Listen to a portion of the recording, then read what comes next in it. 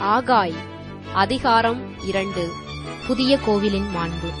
7ஆம் மாதத்தின் 21ஆம் நாளன்று ஆண்டவரின் வாக்கு இறைவாக்கினர் ஆகாய் வாயிலாக அருளப்பட்டது.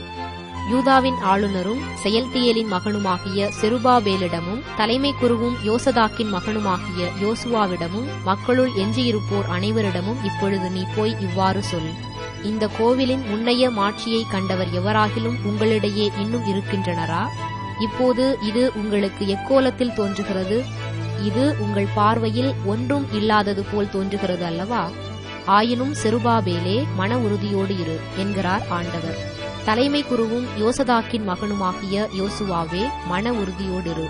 நாட்டிலுள்ள அனைத்து மக்களே, ஊக்கம் கொள்ளுங்கள், பணியை தொடருங்கள், ஏனெனில் நான் உங்களோடு இருக்கிறேன் என்கிறார் படைகளின் ஆண்டவர். நீங்கள் எகிப்தினின்று புறப்பட்டு வந்தபோது உங்களுக்கு நான் அளித்த வாக்குறுதியின்படி உங்கள் நடுவில் எனது ஆவி நிலை கொண்டிருக்கிறது. அஞ்சாதீர்கள், ஏனெனில் படைகளின் ஆண்டவர் கூறுவது இதுவே: இன்னும் சிறிது காலத்தில் நான் விண்ணுலகையும் மண்ணுலகையும் கடலையும் பாலை நிலத்தையும் நடுக்கமுறச் செய்வேன்.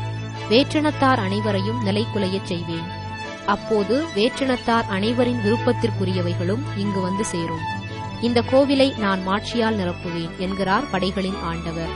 வெள்ளி எனக்கு உரியது, பொன்னும் எனக்கு உரியது என்கிறார் படைகளின் ஆண்டவர். இந்த கோவிலின் முன்னைய மாட்சியை விட பின்னைய மாட்சி மிகுதியாயிருக்கும் என்கிறார் படைகளின் ஆண்டவர்.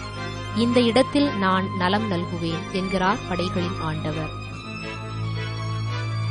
இறைவாக்கினர் குருக்களிடம் ஆலோசனை கேட்டல். தாரியு அரசனது 2ஆம் ஆட்சியாண்டின் 9ஆம் மாதம் 24ஆம் நாள் இறைவாக்கினர் ஆகாய் வாயிலாக ஆண்டவரின் வாக்கு அருளப்பட்டது. படைகளின் ஆண்டவர் கூறுவது இதுவே: குருக்களிடம் சென்று இவற்றிற்கு திருச்சட்ட தீர்ப்பை கேள்.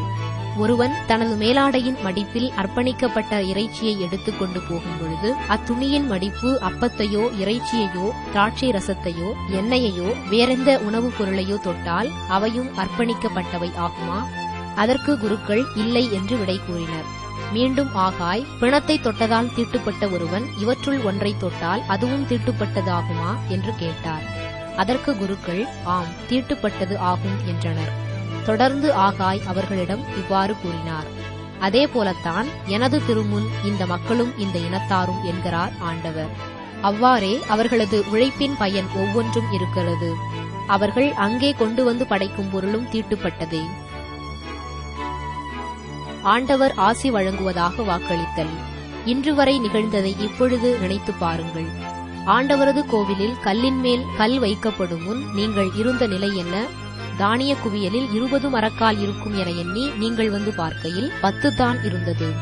50 குடம் ரசம் எடுக்க ஆலைக்கு வந்தபோது 20 தான் இருந்தது. உங்களையும் உங்கள் உழைப்பின் பயனையும் வெப்பு நோயாலும் நச்சுப் பணியாலும் கல்மழையாலும் வதைத்தேன். ஆயினும் நீங்கள் என்னிடம் திரும்பி வரவில்லை என்கிறார் ஆண்டவர். 9ஆம் மாதத்தின் 24ஆம் நாளாகிய இன்று ஆண்டவரின் கோவிலுக்கு அடித்தளம் இடப்பட்டுள்ளது. இனிமேல் நிகழப்போவது என்ன என்பதை கவனமாய் பாருங்கள். விதை இனியும் களஞ்சியத்திலேயே இருந்து விடுமோ? திராட்சை கொடியும் அத்தியும் மாதுளையும் ஒலிவ மரமும் இனியும் பயன் தராமல் போகுமோ? இன்று முதல் உங்களுக்கு நான் ஆசி வழங்குவேன். செருபாபேலுக்கு வாக்குறுதி. மாதத்தின் 24ஆம் நாள் ஆண்டவரின் வாக்கு 2ஆம் முறையாக ஆகாய்க்கு அருளப்பட்டது. யூதாவின் ஆளுநனாகிய செருபாபேலிடம் இவ்வாறு சொல்: நான் விண்ணுலகையும் மண்ணுலகையும் ஒருங்கே அசைக்கப் போகிறேன். அரசுகளின் அரியணையை கவிழ்க்கப் போகிறேன். வேற்றினத்து அரசுகளின் வலிமையை ஒழிப்பேன். தேர்களையும் அவற்றில் இருப்போரையும் வீழ்த்துவேன். குதிரைகளும் குதிரை வீரர்களும் ஒருவர் மற்றவரது வாளுக்கு இரையாவர். படைகளின் ஆண்டவர் கூறுகிறார்: அந்நாளில் செயல்தியேலின் மகனும் என் ஊழியனுமான செருபாபேலே, உன்னை தேர்ந்தெடுப்பேன் என்கிறார் ஆண்டவர்.